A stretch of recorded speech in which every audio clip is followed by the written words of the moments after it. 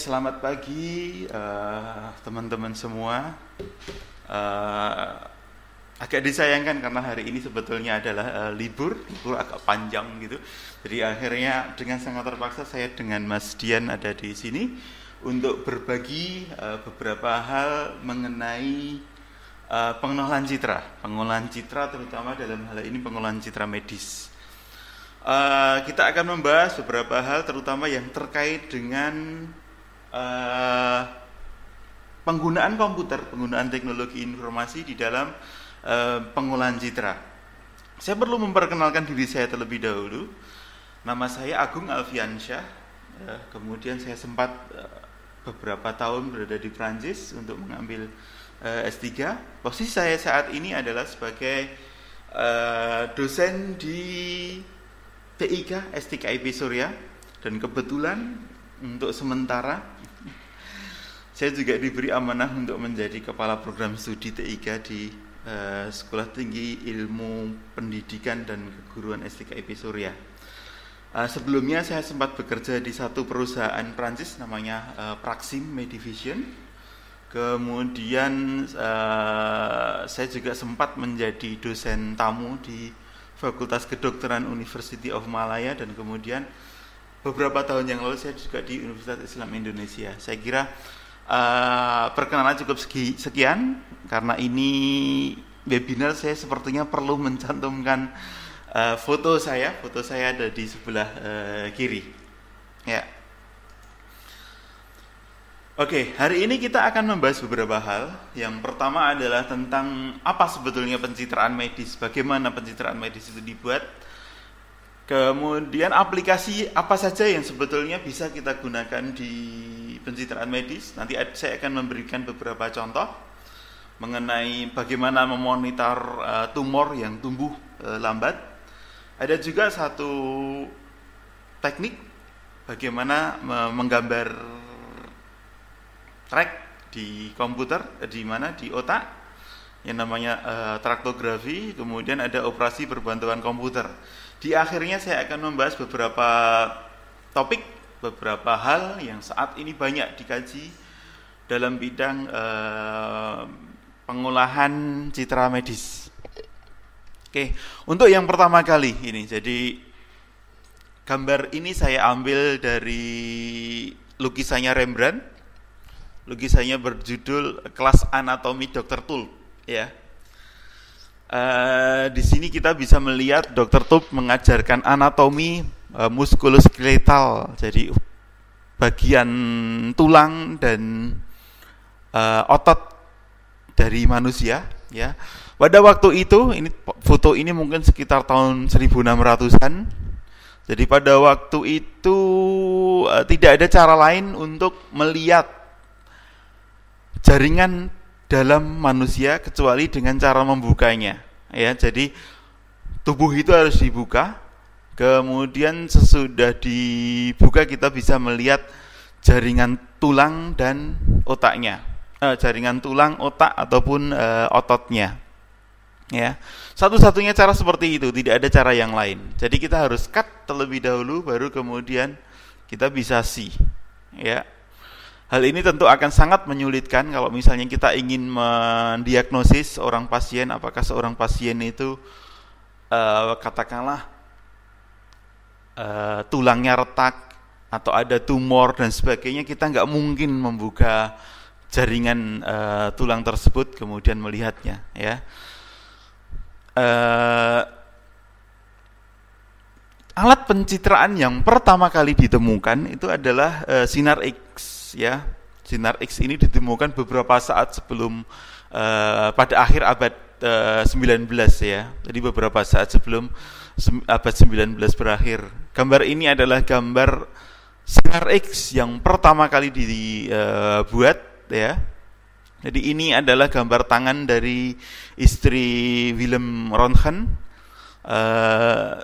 Sinar X sendiri seperti banyak penemuan fisika yang lain ini ditemukan dengan agak tidak sengaja, ya. Agak tidak sengaja ketika ini ditemukan. Di waktu itu Röntgen sedang menyelidiki sebuah materi yang memancarkan sinar, tapi kemudian dengan tidak sengaja dia menemukan bahwa ada salah satu materi yang ternyata ada dia menemukan bahwa salah satu kertas filmnya itu jadi hitam gitu, dan dia sudah mengecek bahwa di situ tidak ada satupun materi yang bisa menghitamkan kertas film, ya. Ketidaksengajaan itu akhirnya dipakai sampai sekarang di Sinar X.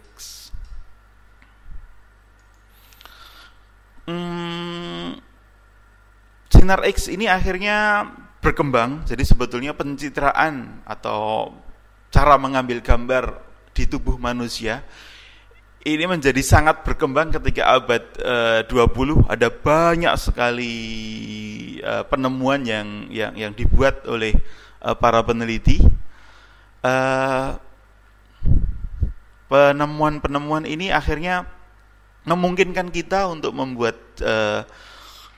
gambar tubuh manusia dengan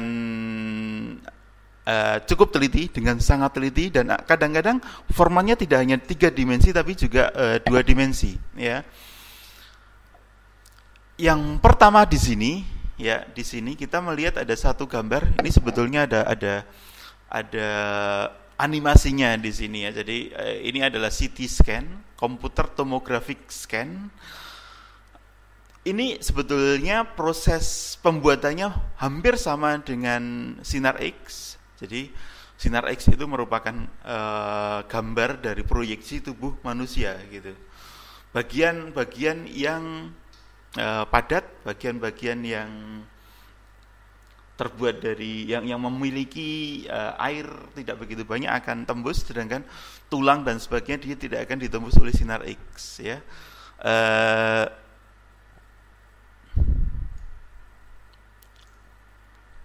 Selamat datang Pak Mas Wahidi. Jadi saya lanjutkan ya. Jadi dengan menggunakan Sinar X, Sinar X kita bisa membuat proyeksi dari tubuh manusia. Kemudian beberapa Sinar X itu bisa kita rekonstruksi sehingga dari Sinar X kita bisa memperoleh bentuk 3 dimensi dari tubuh kita, ya. Ini CT, ini pendekatan yang digunakan di CT. Jadi dengan menggunakan CT scan ini adalah sebetulnya Sinar X yang direkonstruksi sedemikian rupa sehingga bentuk tubuh 3 dimensi bisa kita peroleh. Prinsipnya sama dengan Sinar X. Kemudian kita menggunakan pengolahan citra yang lebih lanjut sehingga gambarnya tidak lagi 2 dimensi tapi 3 dimensi, ya. Selain dari itu ada juga MRI, ya. MRI ini mirip dengan Sinar X. Cara pengambilan gambarnya sedikit agak berbeda. Karena Sinar X menggunakan sinar elektromagnetis, ya. Sinar yang dipancarkan oleh satu logam apabila logam itu tertumbuk oleh elektron berkecepatan tinggi. Ya. Sedangkan MRI dia menggunakan magnet, ya, magnetic resonance imaging. Jadi ada satu medan magnet berkekuatan tinggi, ya, yang dilewatkan ke tubuh manusia. Kemudian dari resonansi magnetisnya kita akan bisa menggambar organ-organ yang ada di tubuh manusia. Di sini ada lagi satu cara pengambilan gambar yang lain yang namanya PET, positron emission tomography, Mas. Jadi dengan menggunakan satu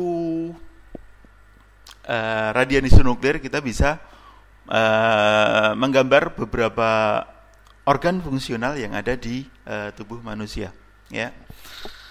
Satu perkembangan yang cukup signifikan yang lain dalam dunia pencitraan medis adalah ditemukannya ultrason, ya.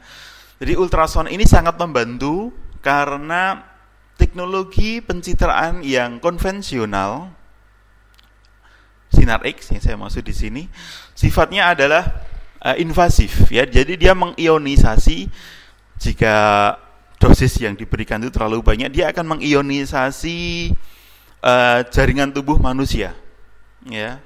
Sehingga kadang-kadang kalau orang terlalu lama terpapar di sinar X, dia akan mengalami kanker kulit misalnya ya. Sehingga harus ditemukan satu cara bagaimana kita bisa menggambar tubuh manusia tanpa merusak jaringannya ya. Salah satu hal penting yang saya tunjukkan di sini adalah ultrason. Ultrason ini dia menggunakan pantulan gelombang ultrasonik ya. Kemudian dari pantulannya kita bisa mengukur jaraknya dan sebagainya. Kemudian kita bisa memperoleh gambar seperti ini. Ini mungkin gambar yang dipunyai semua orang. Jadi sebelum semua orang berfoto di Monas atau berfoto dengan gaya yang sangat, teman-teman sekarang menyebutnya dengan alay ya. Anak-anak sekarang sebelum dia lahir sudah mempunyai foto ya. Sebelum lahir dia sudah mempunyai foto yang diambil dengan menggunakan ultrason. Ultrason ini dia tidak akan merusak jaringan tubuh manusia karena dia menggunakan gelombang ultrasonik. Gitu. Sebelum saya lanjutkan, kalau misalnya ada pertanyaan atau apa, jangan sungkan-sungkan untuk disampaikan. Kita bisa menggunakan tab chatting yang ada di sebelah kanan ini ya. Jadi langsung saja, kita tidak perlu menunggu sampai akhir presentasi untuk tanya jawab. Oke. Metode pencitraan yang lain yang cukup canggih, yang ditemukan mungkin sekitar tahun 80-an ya. Sejak tahun 80-an ini baru muncul sekitar tahun 80-an. Adalah metode pencitraan yang multiparametrik.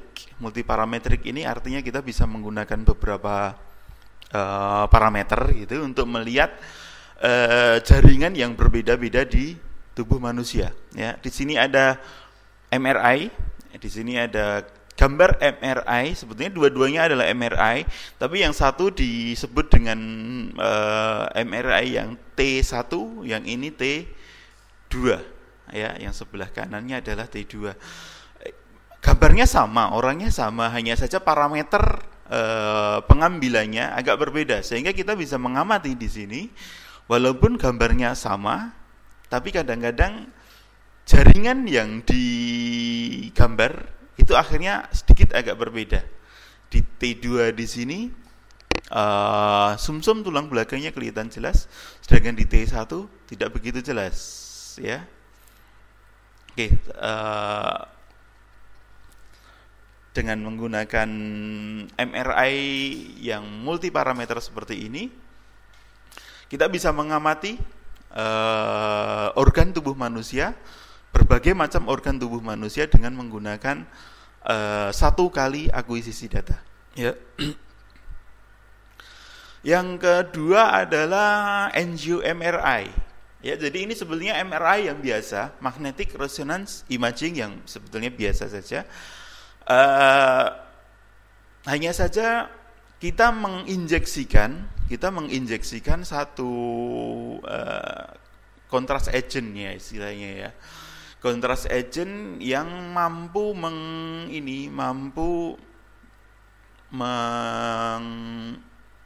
dia akan memberikan kontras kalau misalnya sebuah organ itu jadi saya mulai dari awal deh. Sepertinya salah satu kelemahan dari webinar seperti ini, tidak ada audiensnya, jadi saya agak lost.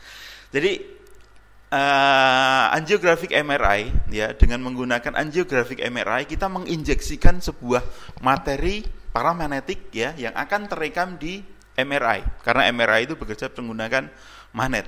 Ya, ketika ini diinjeksikan, maka diinjeksikan di dalam darah ya.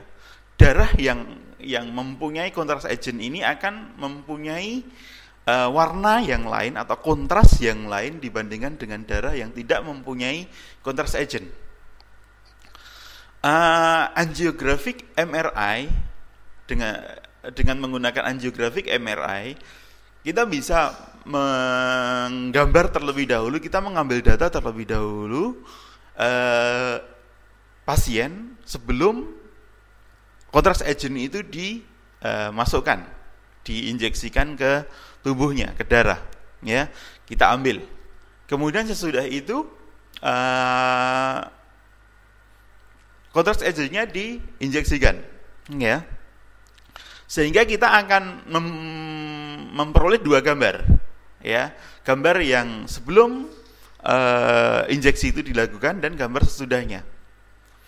Kemudian kedua gambar ini dikurangkan, ya, dibandingkan, gitu, dikurangkan secara otomatis. Kita akan memperoleh gambar yang kurang lebih seperti ini. Jadi ini adalah pembuluh darah yang ada di otak. Ini pembuluh darah yang ada di otak. Pembuluh darah yang ada di otak ini bisa kita gambar karena kita sudah menggambar pasien yang menggunakan contrast agent dan yang tidak menggunakan contrast agent. Jadi akhirnya gambar yang kita peroleh hanyalah gambar-gambar aliran darah yang terkena contrast agent, ya. Ketika di otak, akhirnya darah-darah itu kan akan mengikuti gelombang, akan mengikuti pembuluh darah di dalam tubuh, sehingga kita bisa menggambar pembuluh-pembuluh darah yang ada di dalam otak. Ya, dengan menggunakan cara ini kita akan bisa menggambar, kita akan bisa mengamati, kita akan bisa mengukur bagian mana dari pembuluh darah otak yang mengalami sumbatan misalnya, atau bagian mana dari otak yang mengalami penggelembungan sehingga beresiko terkena stroke dan sebagainya, ya. Itu.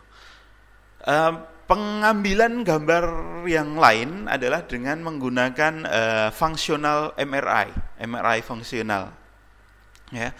Ini sangat banyak digunakan untuk saat ini, terutama untuk mengamati bagaimana otak bekerja. Ya. Jadi kalau misalnya kita menyentuh, jadi kita memberikan sentuhan pada kaki kita, gitu misalnya, kita akan bisa melihat di salah satu bagian otak, bagian mana sebetulnya yang bekerja, ya. Ini functional MRI, fungsinya seperti ini. Atau misalnya kita sedang mengingat-ingat sesuatu, karena saat ini sekarang otak cara kerjanya masih sangat misterius, gitu. Jadi salah satu misteri yang saat ini belum terpecahkan adalah bagaimana otak bekerja, ya. Kalau misalnya kita mengingat sesuatu atau membaca sesuatu, bagian mana sih sebetulnya di bagian di otak itu yang bekerja dan sebagainya, kita bisa menggunakan functional MRI untuk mengamatinya, ya. Silakan kalau ada pertanyaan disampaikan di tabel chat yang ada di kanan, ya. Ya. Ini gambar yang lain, citra yang lain, citra dinamik ini adalah gambar 3 dimensi sebetulnya, 3 dimensi yang diambil untuk beberapa sesi, ya, untuk beberapa waktu yang berbeda. Jadi dengan menggunakan gambar dinamik ini, gambar dinamik yang akhirnya kita sebut sebagai 4 dimensi. 4 dimensi di sini bukan berarti ada panjang lebar dan sesuatu, panjang lebar dan tinggi, kemudian ada besaran panjang yang lain atau apa, bukan. Tapi citra dinamik 4 dimensi ini adalah gambar 3 dimensi yang diambil pada waktu yang berbeda-beda, ya. Hanya saja waktunya singkat, kemudian diambil dalam beberapa periode pengambilan, ya, sehingga kita akan bisa memperoleh volume yang 3 dimensi dan juga waktunya, ya, sehingga ini disebut sebagai 4 dimensi. Ini sebetulnya adalah gambar jantung, ya, gambar jantung yang berdetak, gitu. Gambarnya 3 dimensi, tidak hanya 2 dimensi, ya. Gambarnya 3 dimensi, kemudian detaknya juga bisa kita lihat, ya. Ini sangat penting untuk mengamati bagaimana sebuah bagaimana jantung seorang pasien itu bekerja, ya. Kemudian kita juga bisa melihat apakah pasien itu nantinya mempunyai kelainan jantung atau tidak. Ini. Ya. Selanjutnya ada lagi, ya, satu cara pencitraan yang cukup baru. Ini baru sekitar tahun 2010 ditemukan, ya. Dan ini sudah mulai beredar di pasaran sekarang. Selamat datang Pak Unggul. Jadi ini satu metode pencitraan yang lain. Kita bisa menggunakan pencitraan pengambilan gambar secara live, in vivo. In vivo itu artinya di dalam tubuh manusia. Ya, ini sebetulnya ada film yang saya masukkan di sini adalah satu klip yang saya ambil dari yang ini saya ambil dari YouTube, dari perusahaan pembuat alatnya. Yang ini saya ambil, yang ini adalah gambar live-nya. Dengan menggunakan cara ini sebetulnya, jadi begini, ketika kita mendeteksi seseorang, apakah dia terkena kanker atau tidak gitu misalnya, cara yang paling akurat itu adalah dengan mengambil jaringannya.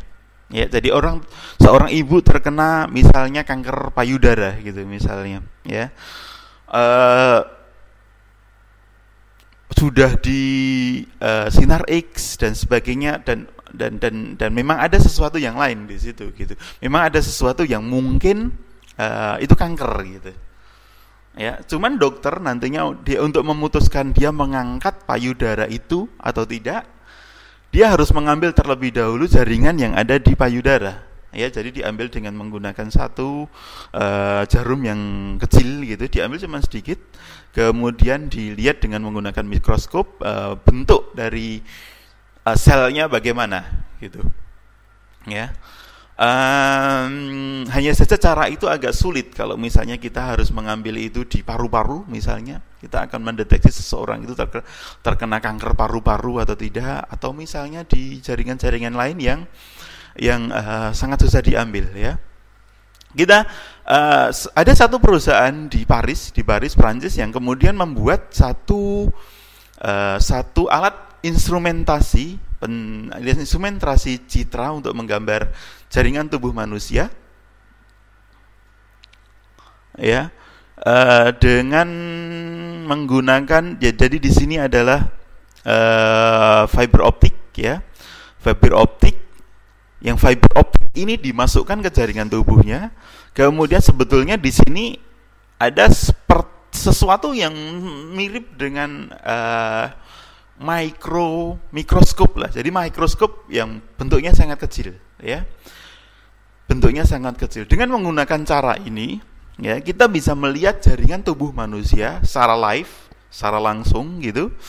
Dan orangnya masih hidup, ya. Ini sudah dicoba. Saya sebetulnya bisa ini sebetulnya adalah satu klip. Di sini kita bisa melihat jaringan-jaringan di paru-paru, di hati, kemudian di otak, kemudian di pankreas dan sebagainya, ya. Dengan menggunakan cara ini kita tidak perlu mengambil jaringannya, ya, dengan menggunakan jarum kemudian memeriksanya di mikroskop. Semuanya bisa kita lakukan secara live, ya, dan pasiennya masih hidup, ya, jaringannya masih hidup. Jadi itu adalah pencitraan molekuler in vivo. Ini masih cukup baru, ya, masih cukup baru. Pengembang dari alat ini sebetulnya awalnya dia bergerak di bidang astronomi. Jadi awalnya dia membuat satu alat untuk melihat bintang, ya, untuk melihat bintang, tapi kemudian cara yang kurang lebih mirip, ya, karena itu mikroskop semuanya optis gitu. Cara yang kurang lebih sama dia buat menjadi lebih kecil, dilewatkan ke fiber optik di sini, kemudian fiber optik ini bisa dimasukkan ke tubuh manusia, ya. Silakan kalau ada pertanyaan langsung disampaikan lewat chatting. Untuk sementara ini text based, ya. Ya, kemudian ini yang penting akhirnya, metode pengolahan citra, ya, metode. Jadi gambar yang sudah kita ambil dari instrumen itu, kadang-kadang masih perlu kita olah. Ya, dokter sebetulnya sudah bisa melihat gambar otak, gambar yang diambil dari jaringan tubuh itu. Hanya saja, kadang-kadang kalau dokter melihatnya secara manual, ya, sangat mungkin sekali ada kesalahan. Jadi kesalahannya itu bisa karena subjektivitas dokternya, ya. Jadi satu dokter dengan dokter yang lain kadang-kadang karena pengalamannya berbeda, jam terbangnya berbeda, akhirnya diagnosisnya pun berbeda, ya. Kemudian juga faktor-faktor lain misalnya. Jadi kalau misalnya dokter melihat satu gambar, banyak gambar ketika dia sedang sehat, dan kemudian dengan dokter ketika dia sedang sudah bekerja dari pagi sampai sore hari, mungkin kelelahan itu juga akan menimbulkan hasil diagnosis yang berbeda, ya. Untuk menghindari subjektivitas seperti itu, kita bisa menggunakan komputer, ya. Jadi gambar yang sudah diambil dari CT atau dari MRI, kita bisa mengolahnya. Kita bisa mengolah dengan menggunakan komputer, ya, karena komputer itu tidak subjektif, ya, Jadi apa yang kita perintahkan ya hanya dilaksanakan saja oleh komputer, gitu. Kita bisa mengolah akhirnya gambar-gambar yang kita perlu dengan menggunakan komputer. Metode pengolahan yang umum, ya, ini sebetulnya ada banyak sekali metode yang bisa kita gunakan. Ya, saya hanya akan menyampaikan dua hal saja, ya. Yang pertama adalah segmentasi citranya, segmentasi gambarnya, atau ekstraksi dari citra medis tadi, ya. Jadi kalau kita mempunyai citra medis, citra yang kita ambil dari hati seorang pasien, gitu misalnya, ya. Sebelum kita bisa mengukur, ya, kita bisa mengukur secara langsung sebetulnya, ya, di citra itu. Tapi kita ingin menggambar 3 dimensinya seperti apa sih misalnya, ya. Kita bisa menggunakan komputer dengan cara melakukan segmentasi terlebih dahulu. Kemudian sesudah segmentasi ini dilakukan, kita bisa mengukur dimensinya, ya. Segmentasi di sini merupakan satu cara untuk mengambil atau untuk mengekstraksi organ yang kita gambar kita gambar dengan menggunakan citra medis tadi, ya. Selain segmentasi, kita juga mempunyai satu metode yang lain yang disebut dengan penggabungan atau fusi atau registrasi dari beberapa citra, ya. Registrasi ini satu metode, satu cara yang sangat banyak dipelajari saat ini, karena dengan menggunakan registrasi ini kita bisa membandingkan misalnya seseorang sebelum terkena tumor dan seseorang sesudah terkena tumor, ya. Jadi kita mengambil gambar beberapa bulan sebelumnya, beberapa tahun yang lalu, kemudian kita bandingkan dengan tahun yang sekarang, ya. Ini namanya registrasi, ya. Ya, ini salah satu contoh dari metode pengolahan yang biasa dilakukan, ya. Ini adalah tentang bagaimana kita bisa mendeteksi, kita bisa memonitor perkembangan atau progres dari tumor yang tumbuh secara lambat di dalam otak, ya. Jadi di sini kita menggunakan 2 buah gambar, ya. Gambar pasien yang terkena tumor 1 tahun yang lalu, dan kemudian gambar yang sekarang, gitu misalnya, ya. Kemudian dua gambar itu kita registrasikan, kita matchkan gitu. Itu kita registrasikan sehingga kedua gambar itu bersesuaian gitu. Sudah ini bersesuaian, kita bisa mengambil bentuk, mengekstrak ya, melakukan segmentasi dari tumor yang ada di sini ya, tumor yang ada di sini ya, dengan membandingkan kedua gambar itu ya, dan ini dilakukan secara otomatis ya, semuanya dilakukan secara otomatis dengan menggunakan komputer. Kita bisa melihat nantinya bagian mana dari tumor yang tumbuh dan bagian mana dari tumor yang mati ya. Jadi ini adalah ini adalah progres dari tumor. Kita bisa melihat di sini ya. Ya, saya akan kembali lagi ke fusi data seperti yang tadi saya singgung sedikit ya. Jadi fusi data itu salah satu aplikasi dari fusi data, dari aplikasi dari registrasi adalah ini ya. Jadi kita di sini mempunyai satu gambar ya. Satu gambar di sini, satu gambar citra medis yang ada di sini yang diambil dengan menggunakan MRI ya, dengan menggunakan magnetic resonance imaging. Dengan menggunakan MRI kadang-kadang kita bisa melihat dengan cukup jelas soft tissue yang ada di otak. Ya, gambar organ anatomiknya itu kelihatan di MRI. Ya. Gambar organ anatomiknya kelihatan di MRI. Kemudian kita juga punya gambar yang lain. Kita mempunyai gambar yang lain yang di sini yang diambil dengan menggunakan PET, positron emitron tomografi ya. Dengan menggunakan PET ini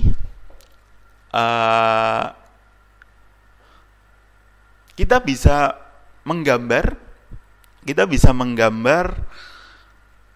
fungsi otak yang sedang bekerja seperti apa gitu ya. Jadi kerja dari bagian-bagian otak itu seperti apa, bagian mana yang sedang aktif, bagian mana yang sedang tidak aktif dan sebagainya akan kelihatan dengan menggunakan PET ya. Hanya saja di PET ya, organ otaknya tidak kelihatan, tidak terlihat begitu jelas ya. Untuk menjembatani, untuk membuat agar kita bisa tahu bagian otaknya, bagian organ otaknya, kemudian di waktu yang sama kita juga bisa melihat bagian otak mana yang sedang bekerja gitu. Kita menggabungkan dua gambar ini ya. Jadi pasien yang sama tapi diambil dengan menggunakan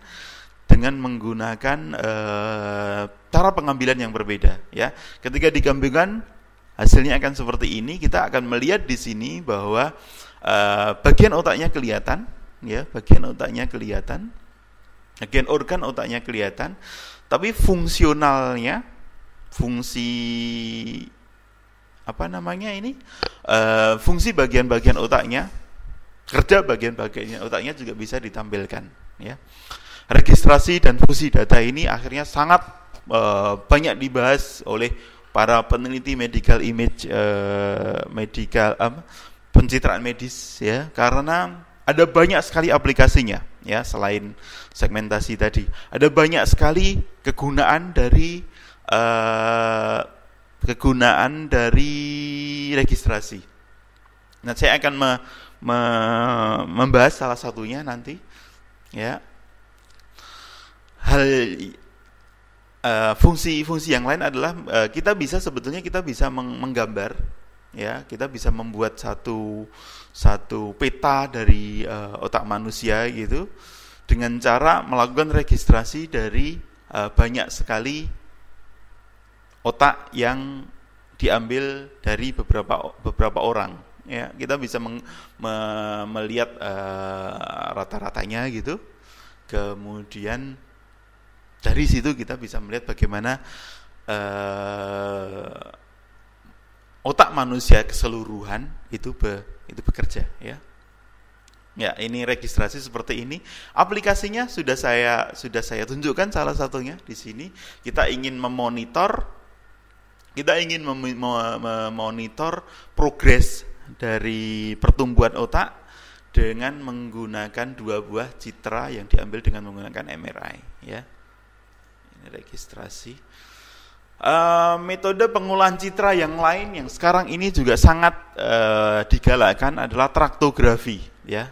Traktografi di sini kita menggunakan MRI sebetulnya, ya, MRI. Kemudian dengan menggunakan MRI kita bisa menggambar serabut fiber, mikrofiber yang ada di dalam otak.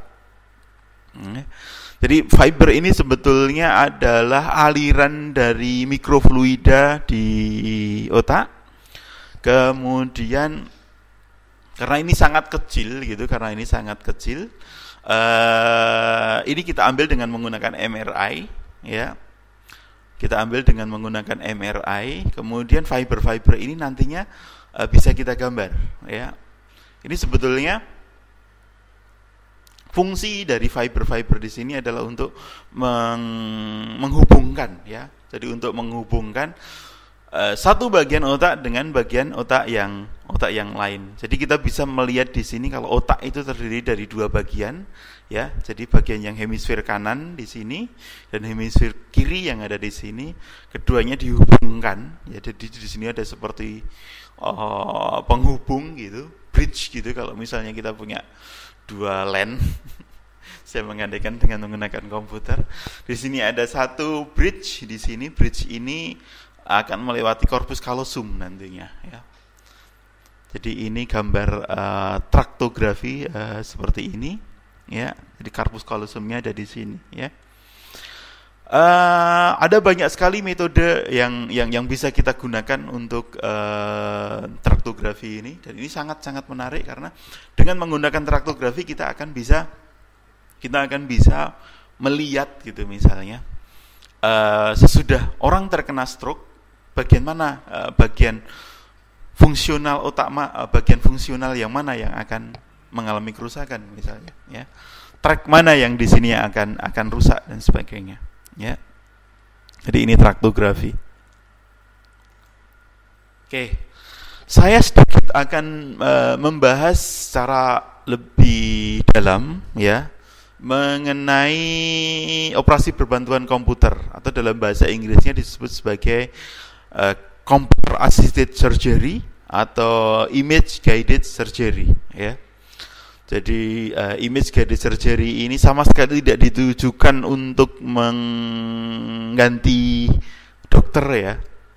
Ini jangan khawatir, kita tidak punya intensi untuk mengganti dokter dengan komputer, ya. Kita hanya ingin membantu dokter melakukan tugasnya, ya, dengan cara mengukur posisi pasien, organ dan sebagainya itu secara live dengan ketelitian yang tinggi. Kemudian dengan cara seperti itu kita akan bisa meningkatkan kualitas operasi yang dilakukan oleh dokter, ya. Jadi sama sekali tidak ditujukan untuk menggantikan dokternya, ya. Oke, ini jadi yang pertama tadi di kelas dokter Tulp, ya. Kita harus memotong terlebih dahulu. Kita harus membuka terlebih dahulu baru kita bisa melihat, ya. Kemudian sudah belasan tahun yang lalu, dan mungkin sekarang di Indonesia sudah mulai ada, ya. Di Indonesia kadang-kadang saya melihat ada rumah sakit yang menawarkan operasi berbantuan komputer gitu misalnya, ya. Ya, ini bisa dilakukan karena bantuan citra medis, ya, dan sudah ada sejak beberapa belas tahun yang lalu, ya, sekitar tahun 90-an. Sekitar tahun 90, akhir tahun 90, image guided surgery ini diperkenalkan, ya. Dengan menggunakan image guided surgery kita bisa melihat terlebih dahulu si first gitu, kemudian baru dipotong gitu. Biasanya kan kita potong dulu, sebelumnya kan kita potong dulu baru kita lihat ya, kita bisa melihat terlebih dahulu ya. Kita bisa melihat terlebih dahulu, kemudian baru kita potong untuk melihat organ tubuhnya. Ya. Ya, yang saat ini sudah mulai berkembang. Kita bisa melihat organ tubuhnya dengan menggunakan citra medis. Kemudian kita bisa melakukan planning ya. Kita bisa melakukan planning terlebih dahulu ke pasien sebelum operasi dilakukan ya. Kemudian planning dengan citra medis yang sudah kita peroleh bisa kita gabungkan ya, Kemudian kita baru memotong, kita baru melakukan operasi dengan ketelitian yang tinggi dan dengan menggunakan luka yang minimum ya. Jadi selama operasi nantinya dokter akan melihat layar komputer seperti ini ya. Dokter akan melihat layar komputer seperti ini. Layar komputer di sini akan menunjukkan posisi dari pasien dan instrumen medisnya seperti apa sih gitu. Posisinya di mana? Dia akan dibimbing, dia akan dipandu oleh dokter ini, akan dipandu oleh tampilan komputer yang ada di sini. Apakah operasi yang sedang berjalan itu sesuai dengan rencana atau tidak ya. Ada navigasi, ada panduannya nantinya ya. Metode yang lain yang sekarang ini digunakan adalah augmented reality ya. Kalau ini dia masih menggunakan dia masih menggunakan layar, tapi dengan menggunakan augmented reality organ tubuhnya nantinya akan bisa diproyeksikan secara langsung di pasiennya gitu. Jadi dokter akan melihat secara lebih nyata gitu. Dokter akan melihat secara lebih nyata organ dalam pasien seperti apa tanpa perlu membuka pasiennya ya. Jadi gambar yang ada di sini sebetulnya ini virtual ya. Virtual. Jadi bukan sesuatu yang nyata ya. Cara yang lain adalah dengan menggunakan robot. Jadi robot sudah masuk ke ruang operasi. Sekarang dia bisa membantu dokter mengoperasi. Salah satu robot yang terkenal namanya robot Da Vinci. Bisa digunakan untuk operasi jantung misalnya. Ya. Sudah mulai ada di pasaran. Sudah dijual gitu. Ya. Jadi dengan menggunakan image guided surgery kita bisa see terlebih dahulu, kita bisa melihat, melakukan planning, mengkombinasi apa yang kita lihat di citra dan planningnya, kemudian kita baru melakukan operasi. Ya, gambarannya adalah seperti ini seperti GPS gitu ya, mirip-mirip seperti GPS mungkin lah. Hanya saja ini ada di ruang operasi ketika kita melakukan pembedahan ya. Jadi di ruang operasi sebetulnya yang terjadi adalah seperti ini ya. Jadi dokter dia menunjuk satu bagian, ada pointer di sini. Dia menunjuk satu bagian karena bagian ini merupakan satu alat yang digunakan untuk menunjuk gitu, seperti kursor kalau kita menggunakan komputer. Dokter menunjuk satu bagian organ pasien yang sedang dibuka di sini. Kemudian di komputer kita bisa membuat satu visualisasi 3 dimensi seperti ini. Apa yang ditunjuk oleh dokter di sini akan sesuai dengan tampilan yang ada di sini. Ya. Kemudian kalau misalnya pointer ini dipindahkan, tampilan di sini juga akan berpindah gitu. Ya. Jadi tampilan di sini juga akan berpindah. Selain tampilan yang 3 dimensi ini, tampilan yang menggunakan model 3 dimensi, kita juga bisa menggunakan tampilan citranya, gambar dari citranya ya. Jadi citra posisi ini ya itu sama dengan posisi ini ya. Dengan menggunakan cara seperti ini, penglihatan dokter, apa yang dokter lihat itu akan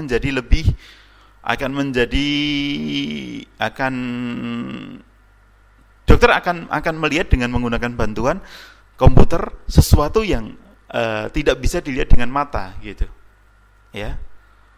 Jadi komputer menampilkan hal-hal yang ada di sini, dan ini sebetulnya di mata kan tidak terlihat. Pandangan dokter menjadi lebih luas gitu, menjadi lebih detail dengan menggunakan bantuan ini. Ya.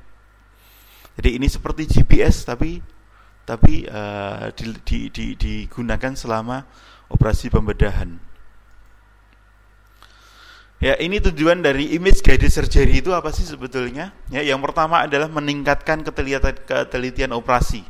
Ya, kita bisa melakukan operasi dengan sangat teliti. Karena ketelitian ini kadang-kadang diperlukan karena organ tubuh itu ada beberapa organ tubuh yang sangat sensitif, sangat vital gitu. Jangan sampai dia rusak selama operasi misalnya.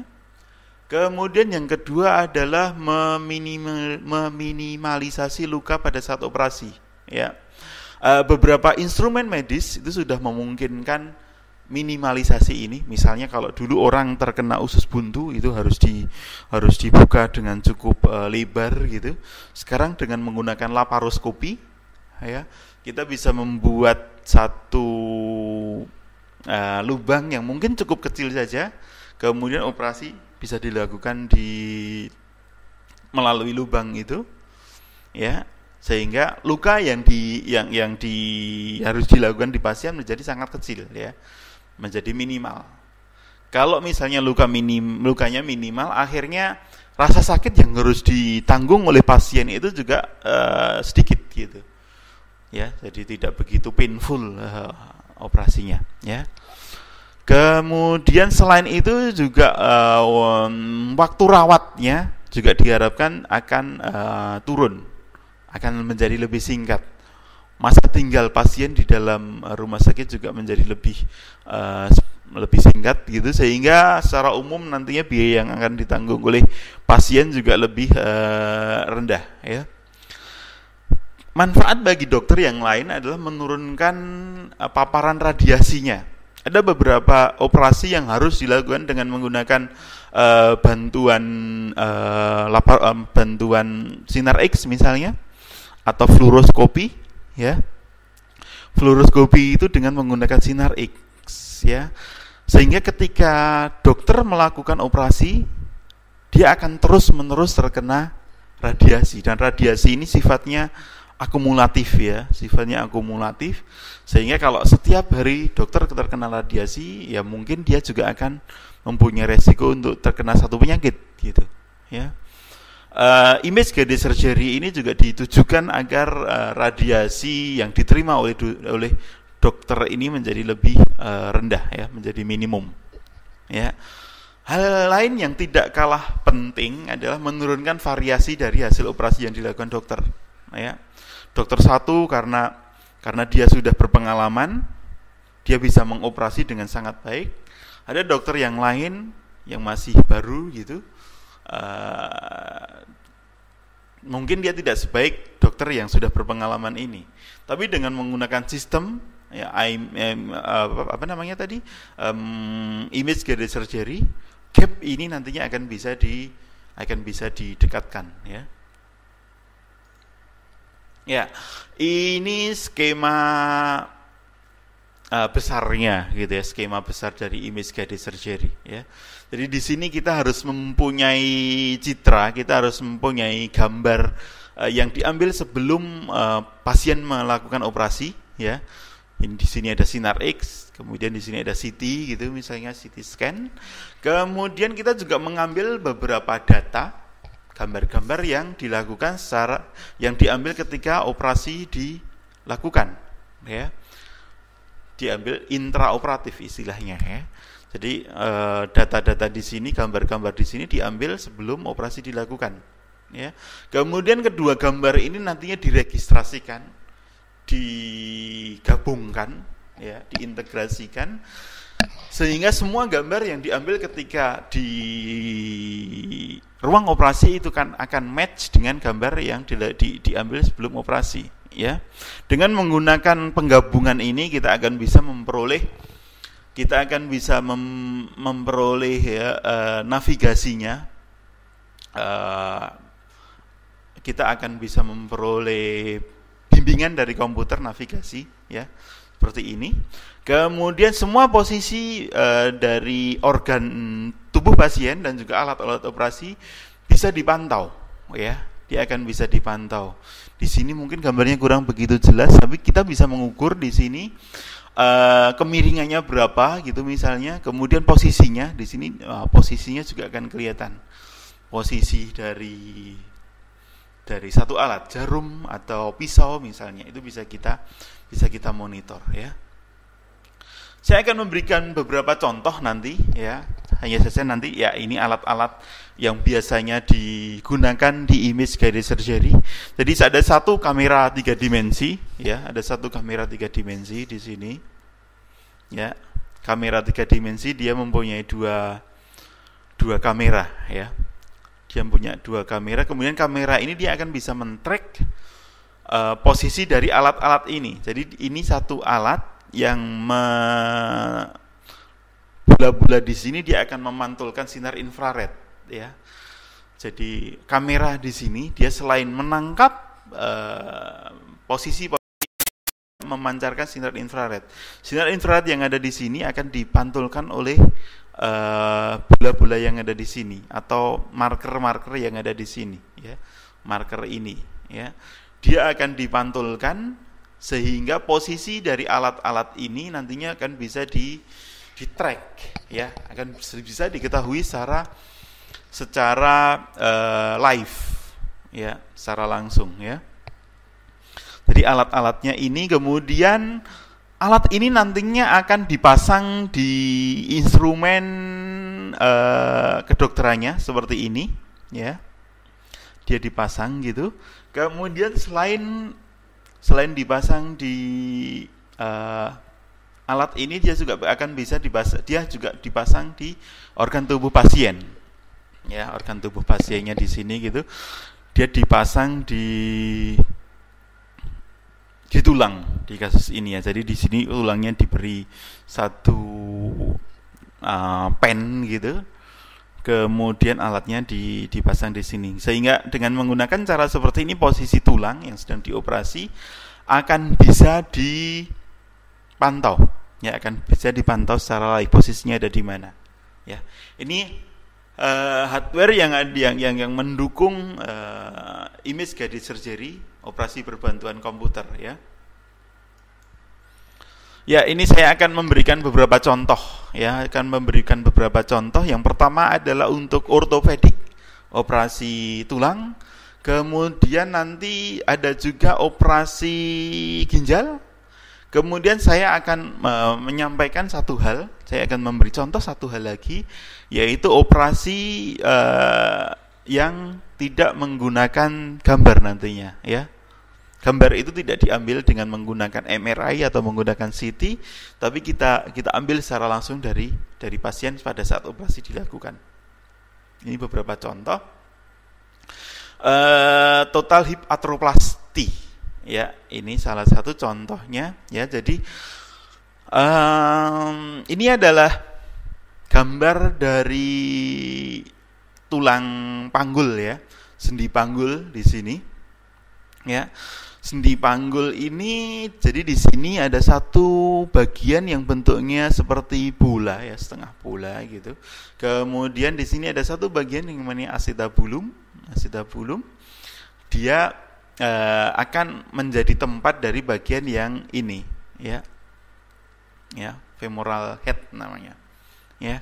Kemudian ini kan joint, ini kan sendi gitu. Sendi ini biasanya dibungkus oleh satu bagian yang ada di sini yang namanya synovium, ya. Synovium ini selain mengikat kedua tulang ini, fungsi lain dari synovium di sini adalah untuk dia akan mengeluarkan satu cairan gitu. Cairan ini fungsinya untuk melumasi, menjadi pelumas dari kedua tulang ini, ya. Jadi pelumas gitu.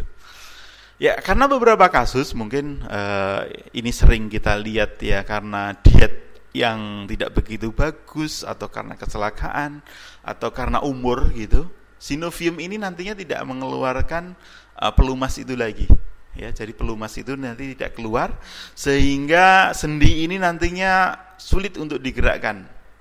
Ya. Sendi ini sulit untuk digerakkan. Kemudian orang menyebutnya sebagai penyakit rematik dan sebagainya gitu. Ya. Atau karena kecelakaan, sendi ini tidak bisa digerakkan lagi, ya.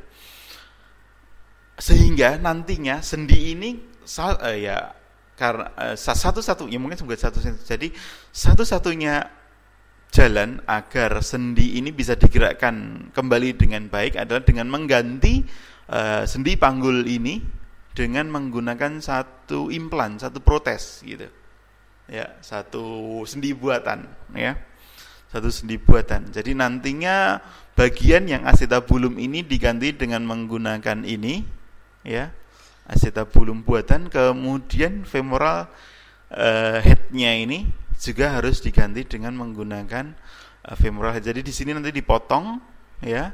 Kemudian di sini dibuka, ini dibor gitu, kemudian ini dimasukkan, ya, dipasang, ya. Dan perlu diperhatikan bahwa pemasangan itu harus dilakukan dengan menggunakan posisi yang sangat teliti, ya. Karena kalau protes ini sendi ini tidak dipasang dengan teliti, nantinya pasien itu tidak akan bisa berjalan dengan normal gitu, tidak akan bisa berjalan dengan normal, ya, tidak bisa mengikuti pergerakannya nantinya tidak maksimum, mobilitasnya tidak maksimum, ya. Selain itu kita juga menginginkan agar penyembuhannya singkat, kemudian lukanya juga menjadi sekecil mungkin, ya. Oke, kemudian cara yang biasa digunakan, cara yang sudah ada adalah dengan cara mengambil terlebih dahulu CT dari pasien, CT scan dari pasien itu.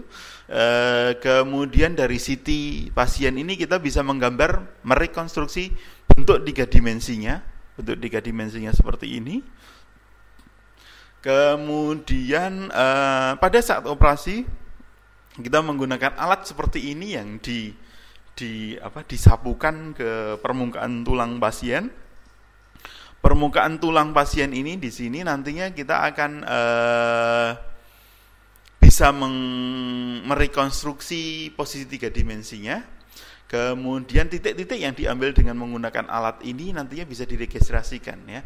Jadi kita bisa melihat di sini model tiga dimensinya, kemudian titik-titik yang diambil ketika pasien dioperasi itu titik-titik yang hijau ini, ya. Jadi titik-titik yang hijau ini, ya. Kemudian ya selama operasi kita akan memperoleh bantuan navigasi di komputer, ya. Tampilannya seperti ini, ya. Ini prosedur normalnya, ya. Jadi image guided surgery yang sekarang ini yang selama ini dikembangkan dia menggunakan alat seperti ini, ya. Masalahnya alat seperti ini aksesnya terbatas, ya, aksesnya terbatas. Jadi untuk mengambil posisi di permukaan tulang, ya, kita harus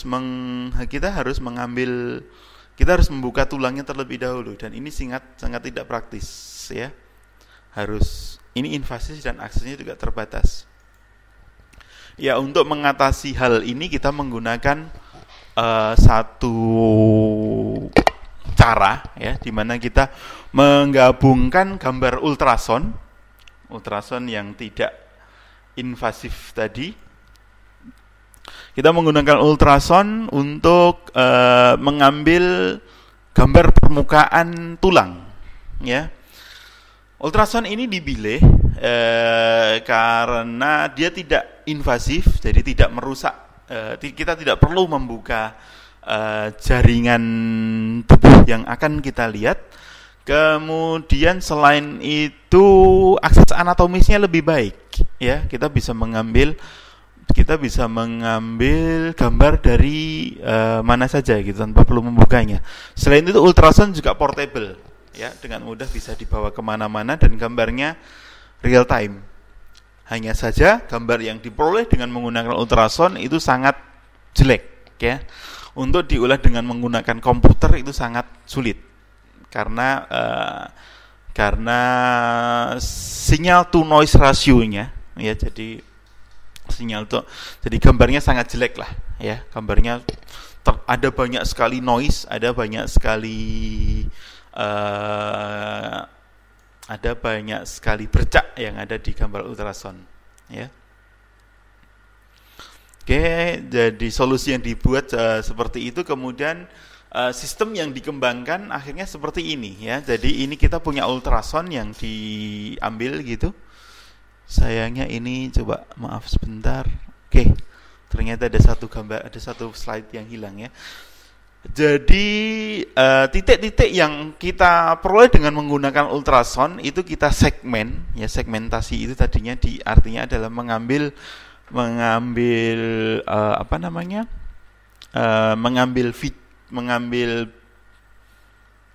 organ di dalam citra medis ya. Titik-titik yang kita ambil dari ultrasound itu ada di sini ya, gambar merah ini kita segmen, kemudian segmentasinya kita buat menjadi 3 dimensi ya. Kita buat menjadi 3 dimensi di sini.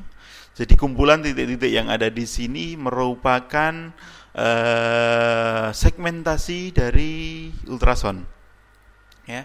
Kemudian dari tulangnya, ya, dari CT scan, kita memperoleh model 3 dimensi dari tulangnya. Ini model 3 dimensi dari tulang, ya, seperti ini.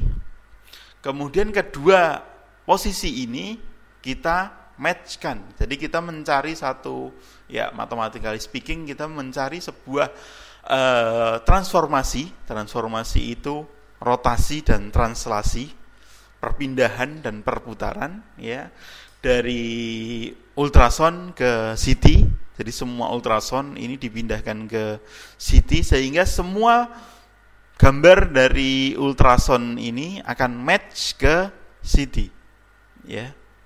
Seperti ini matchingnya. Jadi dengan menggunakan cara ini semua gambar di CT akan match dengan semua gambar yang ada di ultrasound ya. Semua gambar di ultrasound akan match dengan yang ada di CT. Karena ultrasound ini diambil secara intraoperatif pada saat operasi dilakukan dan CT diambil preoperatif, sehingga dengan menggunakan cara ini kita bisa memantau semua posisi baik organ pasien maupun alat-alat medis di ruang operasi secara real time, secara live gitu ya. Sehingga kita akan bisa memperoleh navigasi, kita membuat navigasi di ruang operasi seperti ini ya. Jadi ini adalah yang kuning, lingkaran kuning di sini, ya, di sini kuning, lingkaran kuning, yang di sini adalah sebenarnya adalah setengah bola. Lingkaran kuning di sini adalah posisi dari acetabulum yang akan kita pasang, ya. Ini adalah acetabulum yang akan kita pasang. Acetabulum ini bisa kita ukur, ya, kita bisa mengukur posisinya, inklinasinya bisa kita hitung. Kemudian posisi yang lain juga bisa kita amati di sini, ya. Kemudian selain posisi dari protesnya, kita juga bisa mengamati posisi dari sebuah titik yang kita ambil di tubuh pasien, ya. Jadi di sini, ini titik-titiknya bisa kita klik gitu, kemudian diletakkan di tubuh pasien, ya. Kemudian kita bisa melihat posisinya di mana, orientasinya, sudutnya berapa gitu. Misalnya kita punya bor untuk membuat tempat di acetabulum itu, ya, bornya bisa kita pantau posisinya ada di mana. Kemudian sudutnya berapa, ya, itu bisa kita peroleh secara live, ya. Aplikasi yang lain yang ingin saya bagikan di sini adalah aplikasi yang namanya renal puncture ya. Jadi kita ingin memasukkan satu jarum ke dalam ginjal ya, ke dalam ginjal. Misalnya kita akan menghancurkan batu ginjal misalnya ya. Kita memasukkan jarum ke dalam ginjal itu, kemudian kita memasukkan cairannya gitu. Atau ya. Ini cara konvensional yang selama ini dilakukan ya. Jadi alat yang digunakan biasanya adalah fluoroskopi atau ultrason ya. Ada juga nekroskopi, kadang-kadang kita bisa menggunakan maaf, ini nekroskopi ini sebetulnya apa ya, ini ketika eksperimen saja sih. Di mana di operasi biasanya tidak digunakan. Ini ketika eksperimen, ketika kami mengembangkan satu alat ya untuk melihat ginjal, kita menggunakan nekroskopi ya. Tapi di ruang operasi biasanya kita menggunakan fluoroskopi atau ultrason ya.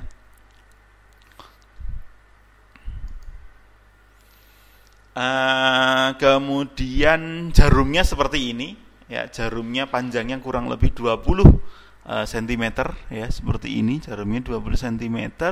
Kemudian diameternya itu 1,1 mili.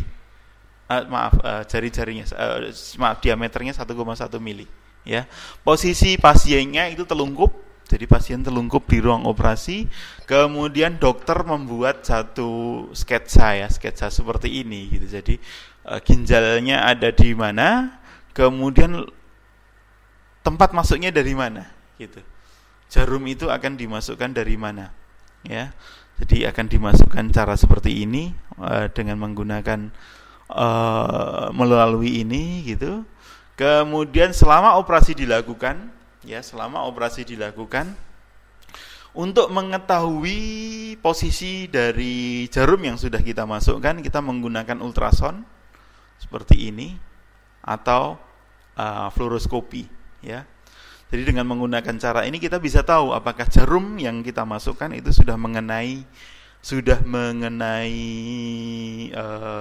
ginjal atau belum ya. Kelemahannya adalah baik ultrason maupun fluoroskopi ini kedua-duanya adalah dua dimensi ya. Jadi akhirnya sangat sulit. Hanya dokter berpengalaman mungkin yang bisa merekonstruksi dalam tanda kutip ya, merekonstruksi gambar 3 dimensi dari gambar 2 dimensi ultrason dan fluoroskopi ini secara mental gitu ya, secara langsung gitu.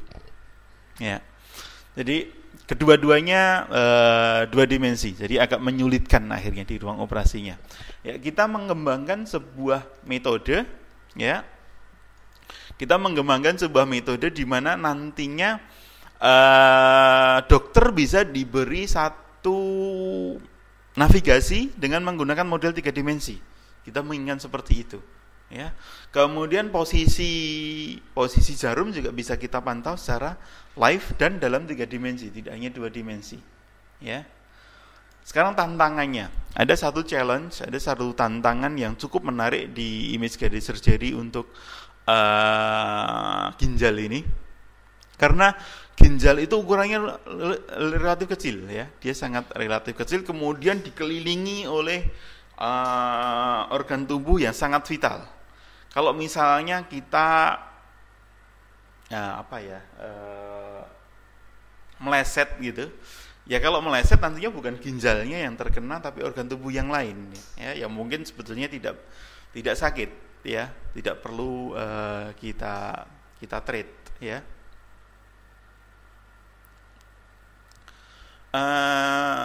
Ini tantangan yang kedua. Jadi di sekeliling organ ginjal ini ada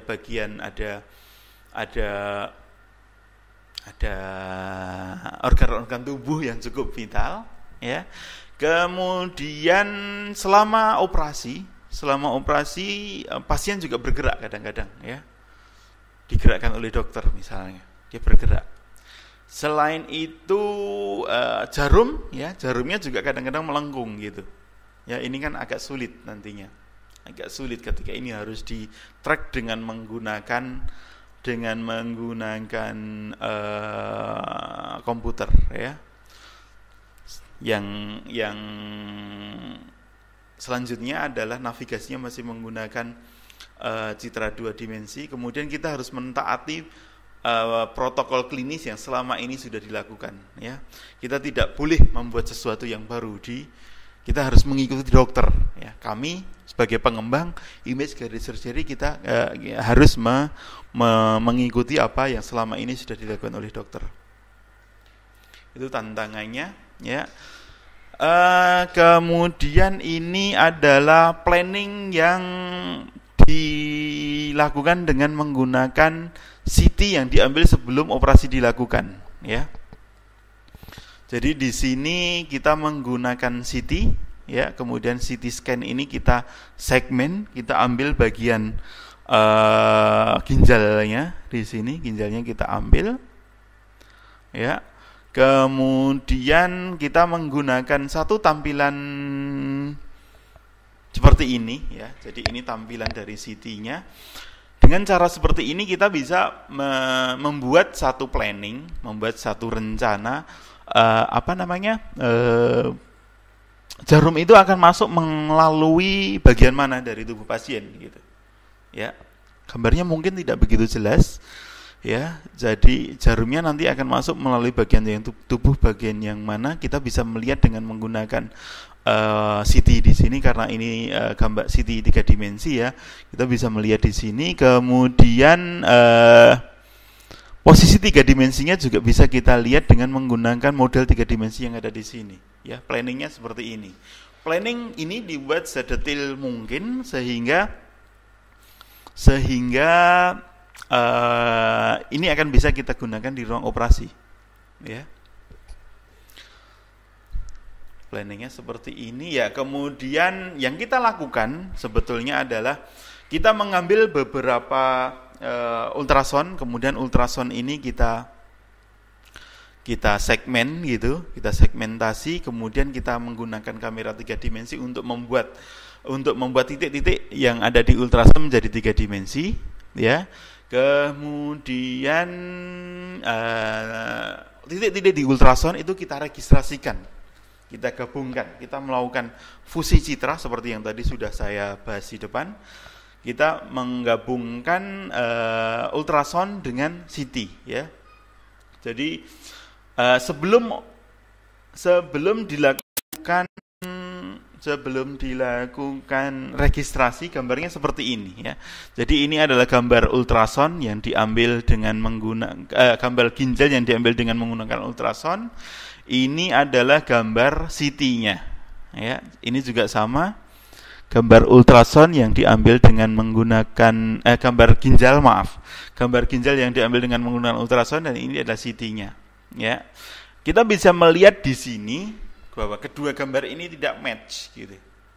Ya, tidak match. Ini ginjalnya di sini, kemudian ini juga ginjal. Bagian ini adalah bagian yang ada di sini. Jadi tidak match ya. Kemudian dari model 3 dimensinya kita juga melihat kita juga bisa memperoleh bukti bahwa kedua gambar ini tidak match ya. Kedua citra ini tidak match. Ya. Posisi awalnya seperti ini, kemudian kita melakukan matching ya. Sesudah dilakukan matching, ya gambarnya menjadi seperti ini. Jadi ginjalnya, ini ginjal yang ada di CT, kemudian ini gambar ginjal yang ada di ultrasound, ya. Keduanya ya match, ya. Keduanya kita bisa melihat di sini bahwa keduanya di sini match.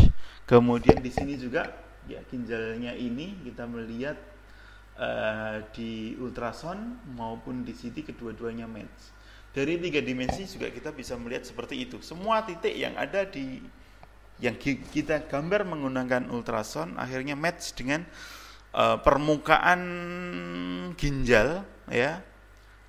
Dengan permukaan ginjal yang kita rekonstruksi modelnya dari CT. Ya. Oke, jadi navigasi yang kemudian diberikan kepada dokter ketika operasi dilakukan adalah seperti ini. Jadi ini jarumnya. Jadi ini adalah jarumnya. jarum ini harus dikalibrasi terlebih dahulu. Pengkalibrasi itu artinya menentukan posisi ya. Kita menentukan posisi dari ujung jarum yang ada di sini dan juga orientasinya. Ya, ini kita kalibrasi terlebih dahulu. Kemudian ketika operasi dilakukan, dokter akan melihat tampilan seperti ini, ya. Tampilan dua tampilan ini. Jadi tampilan yang atas yang ini adalah tampilan yang sejajar dengan posisi jarumnya, posisi jarum yang dimasukkan, ya. Jadi dokter akan melihat ini dan jarum ini nantinya akan berpindah ya. Jadi dia akan maju gitu, kemudian dokter akan memperoleh ini. Dari sini kita bisa melihat apakah ujung jarum yang ada di sini sudah mencapai ginjal atau belum, ya. Selain tampilan ini, kita juga bisa melihat tampilan seperti ini karena kita sudah melakukan planning sebelumnya. Kita bisa memantau apakah posisi jarum yang dimasukkan itu sesuai dengan yang kita rencanakan atau tidak, ya. Dengan menggunakan ini. Jadi dokter nantinya harus meletakkan kedua lingkaran ini ya secara konsentris ya, sehingga kalau lingkaran ini berada di posisi konsentris, pusatnya itu sama, artinya adalah kita berada pada jalur yang sudah kita rencanakan sebelumnya, ya. Ya, ini kemudian sesudah operasi dokter bisa memperoleh gambar ini ya. Dia bisa memperoleh posisi yang dilewati oleh jarum itu di mana saja sih ya. Posisi akhirnya ada di sini gitu. Posisi akhirnya ada di sini. Yang titik-titik biru di sini adalah titik-titik yang dilewati oleh ujung jarum itu, ya. Jadi rekaman dari posisi jarum pun bisa akan kita peroleh ya. Ini sangat penting untuk mengevaluasi operasi yang sudah dilakukan. Oke, ada satu lagi yaitu image guided surgery yang tidak menggunakan citra awal ya. Jadi kenapa kita menggunakan ini ya? Di sistem yang konvensional, di image guided surgery, di operasi berbantuan komputer yang konvensional, kita harus menggunakan CT ya. Kita harus menggunakan CT untuk melakukan operasi ya. Jadi CT kita ambil terlebih dahulu, kemudian dari CT ini kita bisa memperoleh model 3 dimensinya ya. Hanya saja untuk beberapa kasus CT scan itu tidak bisa kita peroleh. Kecelakaan misalnya. Pasien baru saja kecelakaan, padahal untuk kecelakaan itu terjadi jam 4 pagi gitu misalnya, pasiennya harus segera dioperasi. Kemudian ya untuk melakukan CT pada kasus-kasus tertentu, pada kasus-kasus seperti itu akan sulit ya. Sehingga kita harus mencari sebuah cara. Kita bisa membuat sebuah image guided surgery tanpa menggunakan model 3 dimensi yang diambil di pasien sebelum operasi dilakukan ya. Cara ini adalah dengan menggunakan rekonstruksi dari model dengan menggunakan satu bentuk ya, dan bentuk ini diambil dari statistik organ-organ yang diambil dari tubuh manusia ya. Gambarannya adalah seperti ini ya. Jadi saya di sini mempunyai banyak sekali tulang ya. Kita bisa melihat di sini bahwa bentuknya mereka relatif sama ya. Bentuknya relatif sama, ukurannya mungkin juga hampir sama ya, tapi bagaimanapun juga ini berbeda gitu. Ini berbeda nantinya. Ada perbedaan antara ukuran di sini, tinggi di sini dan sebagainya akan berbeda ya. Bentuk-bentuk yang berbeda ini bisa kita bisa kita kodekan, bisa kita buat apa namanya data statistiknya, ya. Kita bisa memperoleh bentuk rata-rata dari tulang paha manusia itu seperti apa sih? Bentuk rata-rata dari femur itu seperti apa sih, gitu, ya. Kita bisa mengukur, kemudian dari sekian tulang ini kita memperoleh rata-ratanya seperti ini, gitu. Ya, rata-ratanya seperti ini yang ada di tengah ini. Ya. Kemudian dari variasinya itu bisa kita gambar dari standar deviasinya, ya. Jadi kalau yang rata-rata ini ditambah dengan 3 kali standar deviasi ternyata hasilnya seperti ini, gitu. Ya. Ya, jadi ini model statistik yang diperoleh dari tulang-tulang yang dibuat yang diambil di sini, ya. Jadi ini model statistik ini diambil dari data-data real tubuh manusia, ya, yang ada di sini. Kita punya bentuk statistiknya, ya. Dengan menggunakan bentuk statistik ini kita bisa akhirnya merekonstruksi tubuh pasien, merekonstruksi tulang gitu misalnya tanpa menggunakan CT, ya. Jadi bagian yang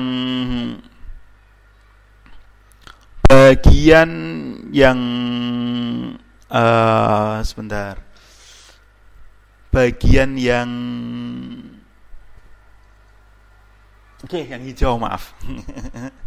Bagian yang hijau ini adalah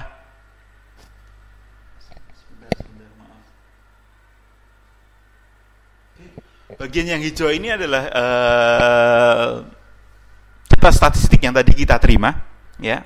Data statistik, bentuk statistik yang tadi kita hitung tadi.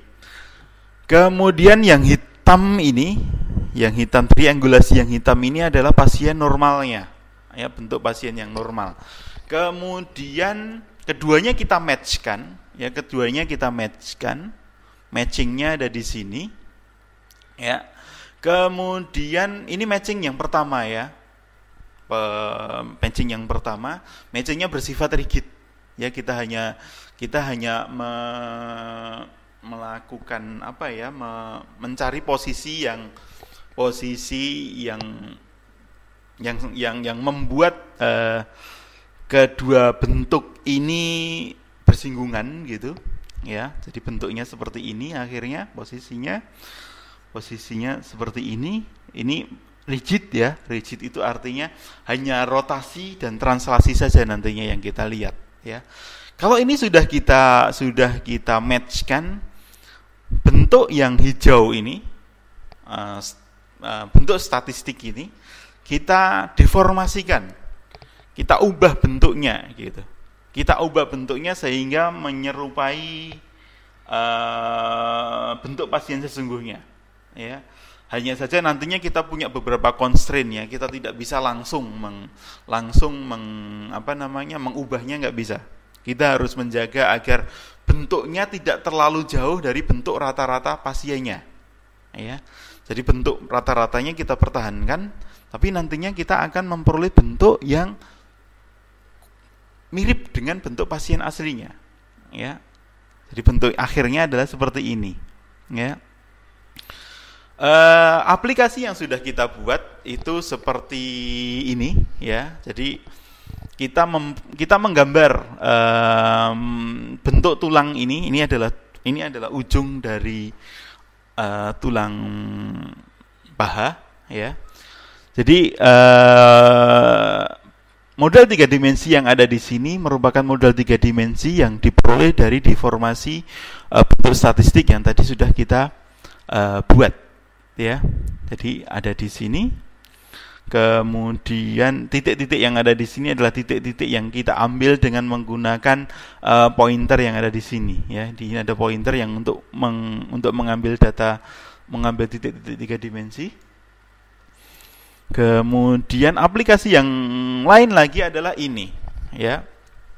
Jadi kita menggunakan fluoroskopi, ya, fluoroskopi untuk merekonstruksi bentuk tulang dari pasien. Ya, bentuk tulang pasien kita kita ambil gitu. Kita ingin menggambar bentuk 3 dimensi dari pasien. Bentuk statistiknya adalah yang kuning ini. Yang kuning adalah gambar dari model 3 dimensi dari dari tulang yang statistik tadi. Kemudian yang hitam ini adalah fluoroskopinya, ya. Fluoroskopi, kemudian kita melakukan beberapa pengolahan citra untuk mengekstrak pinggir-pinggir atau bayangan-bayangan dari fluoroskopi, ya. Kemudian tulang yang akan kita rekonstruksi itu kita lakukan dengan menggunakan melakukan deformasi. Sekali lagi kita melakukan deformasi dari bentuk statistik yang tadi kita peroleh ke bentuk nyata dari pasiennya, ya, yang kita ambil dengan menggunakan biplane. Ya, ini satu lagi yang ini adalah tulang belakang, ya. Tulang belakangnya kita melakukan registrasi rigid terlebih dahulu antara bentuk statistik 3 dimensi yang ada di sini, kemudian yang ini adalah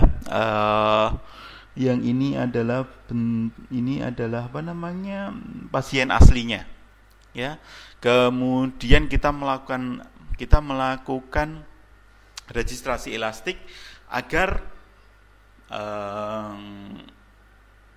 bentuk statistik itu berubah mendekati bentuk dari pasien yang real, tapi tetap mempertahankan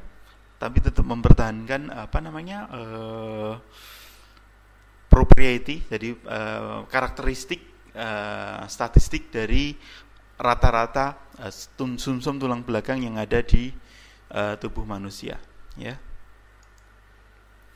Ya, ini topik-topik yang sekarang ini banyak dipelajari di image guided surgery. Neurosurgery ini sangat membutuhkan bantuan komputer kadang-kadang, hanya saja ini sangat sulit karena ketika otak dibuka bentuknya itu tidak rigid seperti tulang, ya. Kalau tulang kan ya bentuknya hanya seperti itu, ya. Kalau otak begitu otak dibuka, begitu tulang tengkoraknya itu dibuka, bentuk otaknya akan terdeformasi karena gravitasi misalnya. Bentuknya akan berbeda, dan gravitasi ini juga harus dipertimbangkan ketika kita melakukan operasi dengan menggunakan bantuan komputer, karena bentuk 3 dimensinya nantinya juga akan berubah, ya. Selain neurosurgery, ada lagi operasi yang sekarang ini masih sangat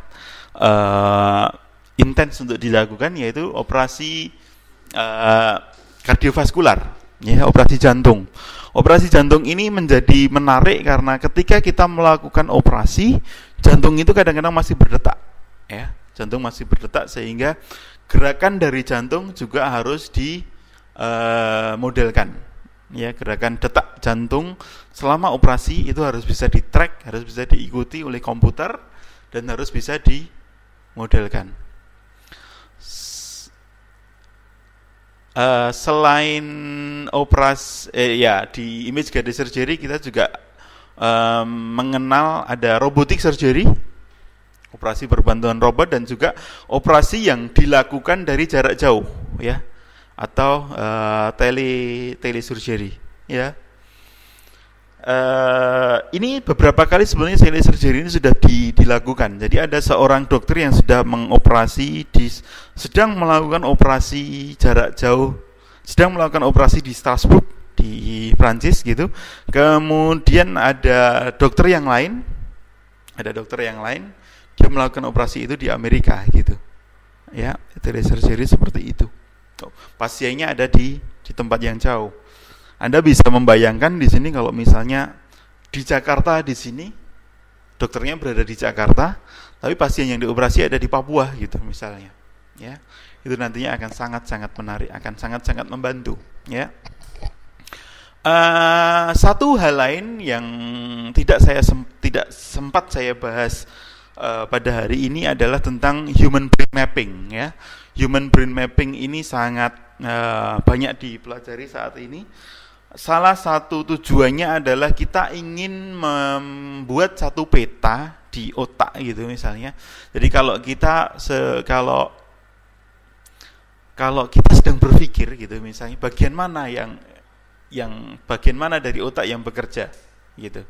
Atau misalnya orang terkena stroke, kemudian ada satu fungsi motoriknya yang berkurang, yang rusak gitu. Nantinya kita akan tahu bagian otak mana yang harus diperbaiki sehingga fungsi motoriknya ini bisa menjadi lebih baik dan sebagainya, ya. Human brain mapping ini sangat banyak yang sedang mempelajari, yang sedang melakukan, karena lumayan sulit, ya, kemudian sangat menarik juga, ya. Cara yang kita lakukan biasanya adalah dengan mengambil data otak dari banyak pasien gitu, dari banyak manusia, kemudian kita mencari rata-ratanya lagi, ya, kita mencari rata-rata dan variasinya. Kemudian ketika otak ini ketika gambar itu kita ambil, pastinya kita beri rangsangan, kita eksitasi gitu, sehingga kita bisa tahu bagian otak mana yang bekerja. Kemudian semuanya kita petakan, ya, kita gambar bagian otak mana yang sedang bekerja dan seterusnya. Oke, saya kira saya sudah terlalu panjang, ini sudah 1,5 jam. Kalau misalnya Anda punya pertanyaan atau apapun, Anda bisa menghubungi saya melalui email, ya. Email saya di agung.alfiansyah@stkipsurya.ac.id. Saya juga punya website di Google, website saya seperti ini, ya. Jadi /Agung Alfiansyah, atau di Twitter saya Agung Alfiansyah, ya. Saya kira saya cukupkan sekian untuk hari ini. Saya berharap kita bisa berdiskusi lagi lebih panjang suatu ketika. Atau masih ada pertanyaan untuk saat ini, Pak Yudi atau Pak Ji? Ini siapa? Maaf Pak Ji.